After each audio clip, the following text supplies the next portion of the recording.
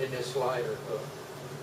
But for hooking them, there's the stuff. Now you asked me about, here is a tarpon rig, 100-pound mono sliding rig. It does have a circle hook on it. But I'm going to tell you the truth. I'll bet you we can't straighten out this hook on that 16.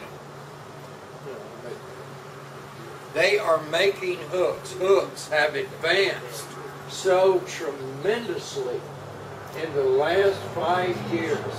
The technology, the metals, and think how much easier it is on a fish if we're turning loose, if we're sticking this in him instead of something this damn big that used to cost $25.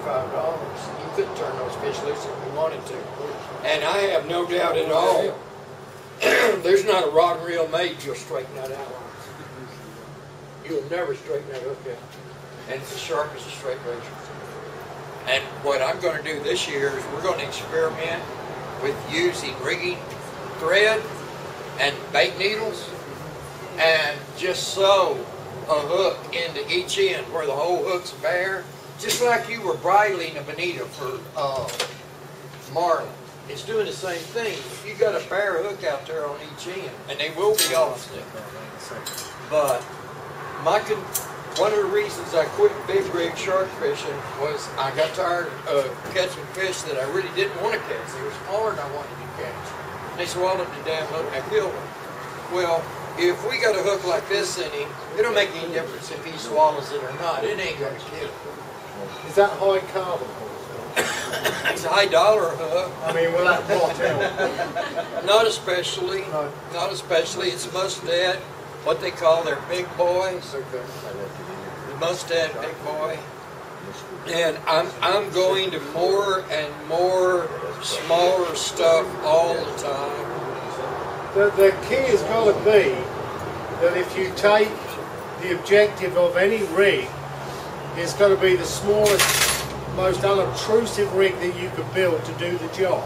And of late we've surprised many people with the plus 40-inch reds that we've actually caught on that hook, on that tiny little demon hook. Oh, yeah. And it's really a very efficient hook at bringing them in, as long as you don't put too much on them. The minute your rod indicates that you've got a bite, that hook is set. There's nothing more it's to it. already set. Yeah, he's done his job, and all you've got to do is stay in front of that fish to bring him in. Paul, you're going to have to go slightly bigger hooks because you're going to fight him right there. And I want to see your wheelchair explode when they drag your ass into that surf. You are not the first wheelchair fisherman. There was one stone psychotic. I loved him to death. I guess he finally died of an overdose. He had a beach wheelchair 15 years ago and fished with a 9-aught. And he would always have a tree in front of him, between him and the water. Because when he'd set to break and get to the knot, it's skidding and it hit that tree. And at that time, it really got interesting. You got to use your head fishing. Do I got to stop wearing a seatbelt? Is that what you're saying? Most of the stuff we use, a lot of this, literally, not particularly Ralph, because Ralph was cooking and drinking beer. But the older surf fishermen designed this stuff. This stuff didn't come from New Jersey and then we started using it. It was designed for here. But for example, look, 2 swivels, why? Yeah, these are for sinkers. Okay? Just both of them for sinkers? Yeah. This is if I'm bull red fishing and I want my sinker back. This little bitty, little tiny snap swivel is if I'm tarpon fishing. You know why? Because first time he jumps, he's going to break that 6-ounce sinker away, and he's not going to be on a sinker anymore. Good idea. So it's intentional, and it's not that complicated, is it? There's my weak link. I want that sinker to get out of my face, because if I've got a 150-pound tarpon up here jumping like this, and a 6-ounce weight this far from him, I'm never going to catch him. But that is the weak link right there, intentional as hell, and it will open that little Taiwan son of a bitch, and I won't have to deal with it, and I've got my fish directed. Make sense? Yeah, I believe you should have similar to that, but the problem I have with that is that when you cast, you can actually throw the weight off of that snap. I've got another. Don't cast as hard.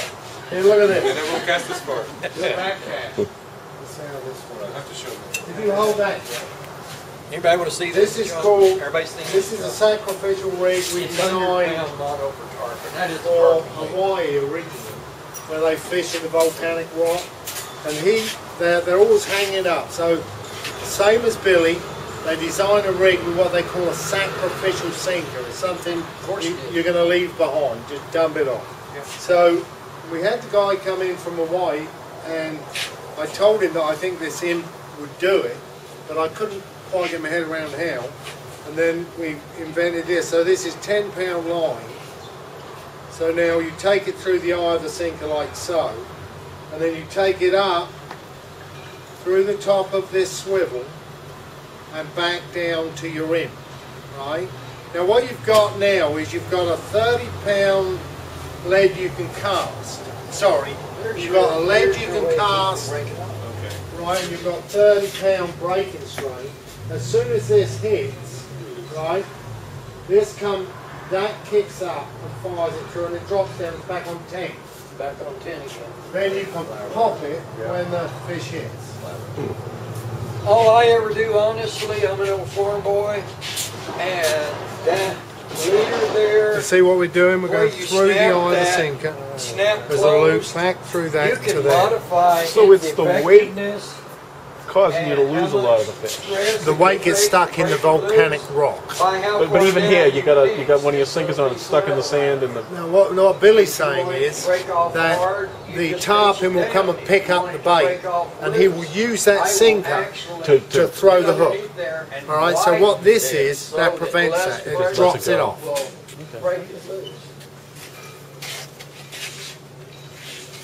So that's a sacrificial sinker, and Billy's using it.